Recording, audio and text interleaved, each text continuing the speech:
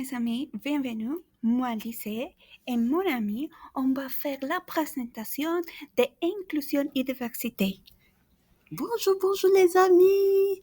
Moi, c'est Anicette. Aujourd'hui, nous allons parler de la communauté acadienne dans la péninsule du Canada. Vous allez en savoir plus sur cette belle communauté.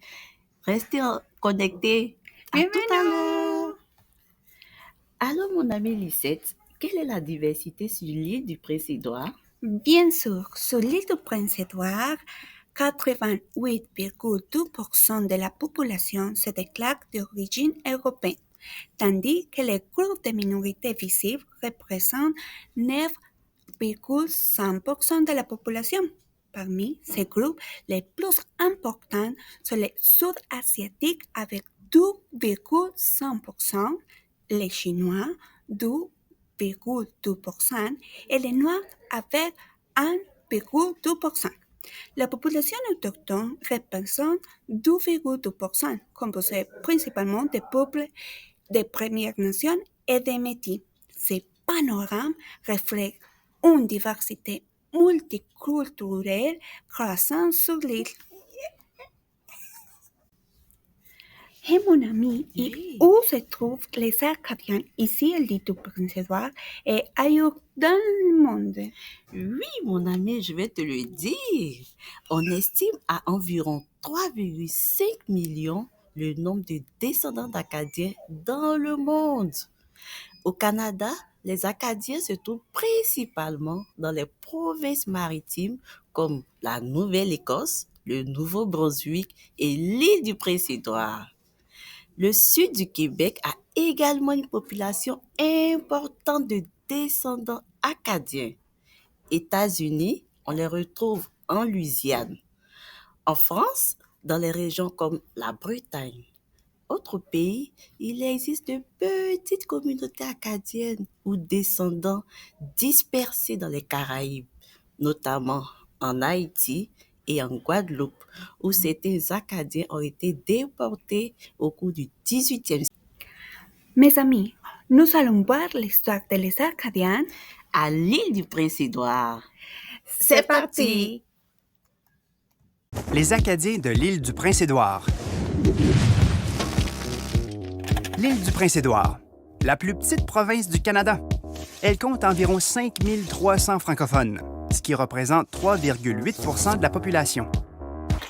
Ces communautés vivent principalement dans la région évangéline, au sud-ouest de l'île. En 1755, 2000 Acadiens de la Nouvelle-Écosse fuient la déportation et se réfugient dans la colonie française de l'île Saint-Jean. En passant, l'île Saint-Jean, c'est l'île du Prince-Édouard avant qu'elle change de nom. 3 ans plus tard, pour échapper à la persécution, les Acadiens de l'île doivent fuir encore une fois. Ils se réfugient alors vers le Nouveau-Brunswick. Après la signature du traité de Paris, des familles acadiennes reviennent sur l'île du Prince-Édouard. Mais des familles britanniques occupent maintenant leurs terres. Les Acadiens refusent de quitter leur île et fondent des petites communautés sur les terrains abandonnés. Lui, c'est le père Georges-Antoine Bellecour. Ses efforts permettent l'établissement de la Banque des fermiers de Rustico, une banque créée par des fermiers pour des fermiers. On cultive alors l'avoine, la pomme de terre, on élève du bétail et on installe les premières cages à homards. Avec l'aide du père Bellecour, les Acadiens de l'île sortent lentement de la pauvreté et adoptent l'économie de marché. De nos jours, il est reconnu comme étant l'initiateur du Crédit agricole au Canada. C'est à Miscouche, en 1884, que les Acadiens adoptent le tricolore étoilé, ce drapeau qui aujourd'hui est le symbole le plus puissant. Hey Anissé, j'aimerais savoir en plus à propos de la culture et la linguistique de la communauté acadienne. Oui, mon ami. Survivance culturelle et linguistique, les Acadiens ont été parmi les premiers colons français en Amérique du Nord, s'établissant principalement dans les provinces maritimes canadiennes. Malgré la déportation massive connue sous le nom des Grands Dérangements en 1755, où des milliers d'Acadiens ont été exilés de force par les Britanniques, ils ont su préserver leur langue et leurs traditions.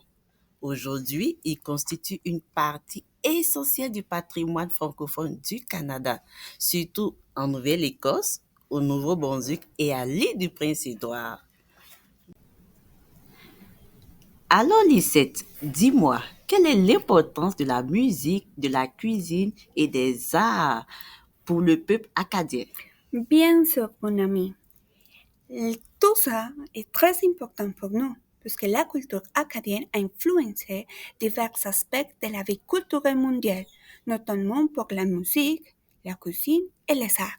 Les festivals acadiens tels que le Congrès mondial acadien attirent des visiteurs internationaux et renforcent les liens entre la communauté acadienne disperse dans le monde, de la France aux États-Unis.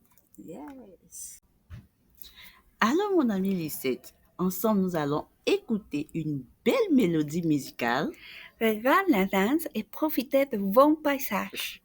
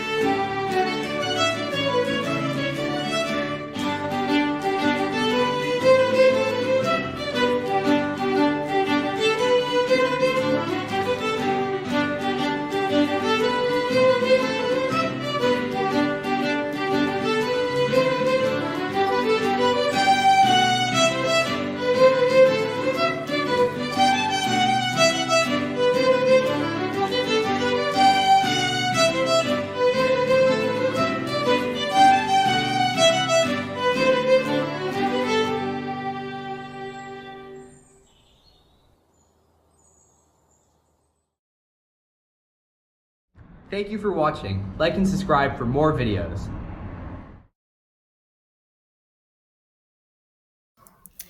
Alors les amis, nous allons écouter maintenant l'histoire de Monsieur Georges Arsenault. C'est parti! Les Acadiens de l'île du Prince-Édouard, on est ici depuis presque 300 ans. C'était une île qu'on appelait île Saint-Jean, ça appartenait à la France. Et en 1720, la France a décidé de coloniser l'île. Alors, elle a fait venir des familles et des pêcheurs de France, mais aussi elle a encouragé les Acadiens qui étaient en Nouvelle-Écosse de venir s'établir ici à l'île. Alors, c'est de même que les Galland, les Arsenault, les Richard et d'autres sont venus s'établir à l'île à compter de 1720. Mais en 1758, la population acadienne et française à l'île était un peu moins de 5000 personnes. Ça fait que les Britanniques sont arrivés avec l'ordre de déporter en France toute la population. Ceux qui demeurent à l'île aujourd'hui, pour la plupart, sont des descendants des gens qui n'ont pas été déportés. Quelques familles peut-être qui sont restées à l'île, d'autres qui avaient été se réfugier à la rivière Restigouche et ensuite autour de la baie des Chaleurs, et surtout un camp de réfugiés qui se trouvait à Restigouche. Et pas longtemps après, seulement quelques années après, ils commencent à revenir à l'île. Mais le problème, c'est qu'avec la prise de l'île par les Britanniques, les terres ont été divisées. L'île a été divisée en 67 cantons et puis donnée à des grands propriétaires britanniques. Alors, les Acadiens qui se trouvaient ici se sont trouvés sur des terres qui ne pouvaient pas appartenir et devaient devenir des locataires. C'est pour ça qu'aujourd'hui, à l'île, les Acadiens sont un peu éparpillés dans différents coins de l'île. Mais quand même, il y a des efforts qui sont faits pour maintenir la vie française à l'île. Et même qu'en 1892, le département d'éducation, comme on l'appelait à l'époque, accepte qu'il y ait un inspecteur des écoles pour les Acadiens, un francophone. Ça, c'est une première aux provinces maritimes. Alors, beaucoup d'actions qui ont été prises au cours des années pour s'assurer que la vie française à l'île, que la communauté acadienne puisse continuer à exister. Bien, aujourd'hui, à l'île du Prince-Édouard, on valorise beaucoup le français à plusieurs points de vue éducation, culturel, au niveau touristique également. Donc, les gens quand même sont fiers de leur identité francophone et acadienne, de parler français, et puis les occasions se multiplient, ce qui n'était pas le cas plusieurs années passées.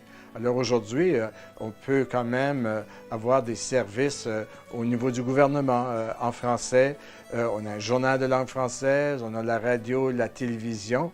Et puis, les gens qui viennent de l'extérieur sont toujours surpris de savoir qu'il y a encore des francophones à l'île du Prince-Édouard.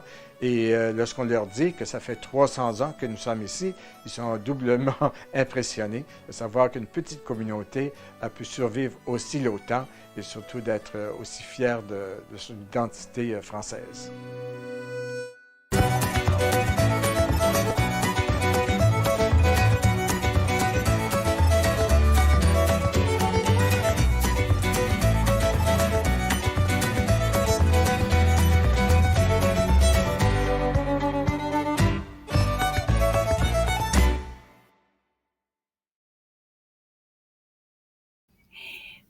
Coucou mes amis, maintenant on va écouter et voir les témoignages de Monsieur Dilmo Galland. Région de Rustico, dans à peu près 3 km, 4 km d'ici, la Banque des fermiers. Et après l'université, moi et mon épouse, on a déménagé au Québec très tôt après notre graduation et on a passé 8 ans au Québec en enseignement, avant de revenir au Bercail, et on demeure ici depuis. J'ai passé 25 ans au ministère de l'Éducation. Dès les débuts de l'administration des écoles par une commission scolaire française. Et ce coup de pouce a donné l'occasion à toutes les régions de la province de se munir d'écoles. Chaque parent qui demeure à l'île du Prince-Édouard a accès à l'éducation française. Et je vois déjà les progrès parce que partout où on voyage à l'île du Prince-Édouard, on peut se faire servir en français.